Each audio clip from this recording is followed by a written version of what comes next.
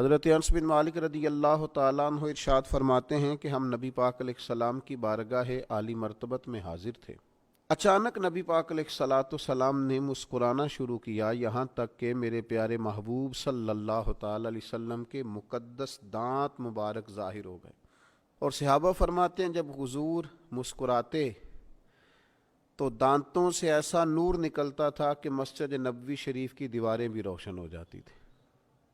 حضور مسکرائے تو سیدنا عمر رضی اللہ تعالیٰ عنہ نے عرض کیا کہ یا رسول اللہ صلی اللہ تعالیٰ علیہ وسلم، میرے ماں باپ آپ پر قربان ہو، کس بات پر آپ ہنسے؟ تو نبی پاک صلی اللہ تعالیٰ علیہ وسلم نے فرمایا، میرے دو امتی قیامت کے دن اللہ کی بارگاہ میں کھڑے ہوں گے، اور ان میں سے ایک عرض کرے گا، یا اللہ، اس میرے بھائی نے مجھ پر ظلم کیا تھا، میرے اوپر اس نے جبر کیا تھا، تو مجھے اپنا حق اس سے لے کر دیا جائے۔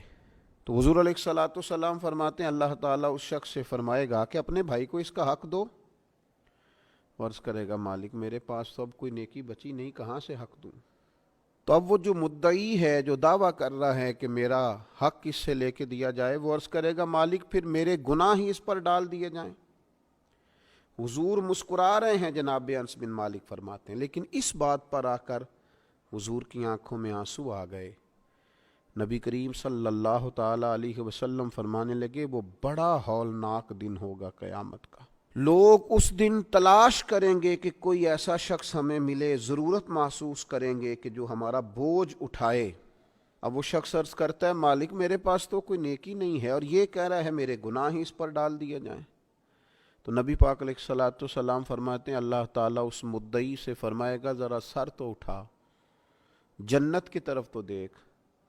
تو وہ جنت کی طرف سر اٹھا کر دیکھے گا اور دیکھ کر عرض کرے گا، مالک میں ایک چاندی کا شہر دیکھ رہا ہوں جس میں سونے کا محل بنا ہوا ہے، ہیرے جواہرات سے مرصع ہے وہ محل۔ اے مالک، کون اس کا مالک بنے گا؟ یہ کس کو ملے گا؟ تو اللہ تعالیٰ فرمائے گا، جو اس کی قیمت ادا کرے۔ تو وہ عرض کرے گا، مالک اس کی قیمت کون ادا کرے گا؟ تو اللہ تبارک و تعالیٰ فرمائیں گے، تو بھی اس کا مالک بن سکتا ہے۔ تو بڑے تجسس سے، بڑے شوق سے عرض کرے گا، مالک میں کیسے مالک بن سکتا ہوں؟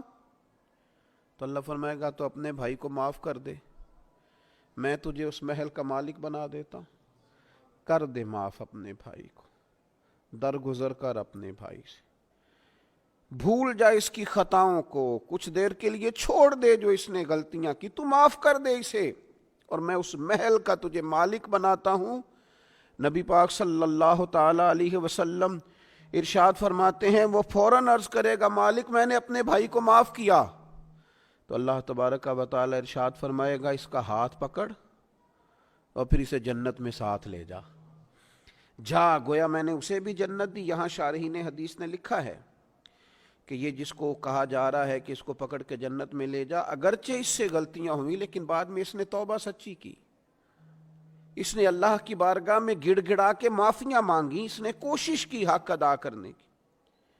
لیکن اگر کچھ کمیاں رہ گئیں تو چونکہ سچا تھا، ادا کرنا چاہ رہا تھا، کچھ باتوں پہ پہنچ نہ سکا، تو آج اللہ تبارک و تعالی اس کی طرف سے لوگوں کو صلہ عطا کر رہا ہے۔ اللہ فرماتے ہیں، اس کا ہاتھ پکڑ اور جنت میں لے جا۔ اللہ کے محبوب صلی اللہ تعالیٰ علیہ وسلم نے نتیجے کے طور پر، رزلٹ کے طور پر یہاں ایک بات ارشاد فرمائی۔ حضور فرمانے لگے، اللہ تعالیٰ سے ڈرو اور باہمی معاملات درست رکھو، اللہ تبارک و تعالیٰ قیامت کے دن مومنوں میں صلح کرائے گا۔ تو تم یہیں اپنے معاملات کو درست رکھو۔ اب مجھے بتائیے، ایک تو یہ نتیجہ نکلا کہ مالک کریم کتنا ہے، مہربان کتنا ہے، توبہ کرنے والے پر عطا کتنی۔ دوسرا، حضور کی علم و حکمت کی اس گفتگو سے سمجھیے کہ اللہ درگزر کرنے والے کو عطا کتنا کرتا ہے، اور پھر یہ بھی دیکھیے کہ صلح کرانا کتنا مقدس کام ہے۔ دو بھائیوں کو ملا دینا، قریب کر دینا، روٹھے ہوئوں کو ایک دوسرے کے قریب کرنا کتنا عظیم کام۔ تو نبی پاک علیہ السلام کی اس خوبصورت بات سے، اس انتہائی معنی خیز حدیث سے اپنے لیے موتی حاصل کریں، دل کو بڑا کریں، سینے میں گنجائش پیدا کریں، اور اپنوں کے لیے درگزر کا دروازہ کھولیں۔ اللہ تعالیٰ سمجھنے کی توفیق عطا فرمائے۔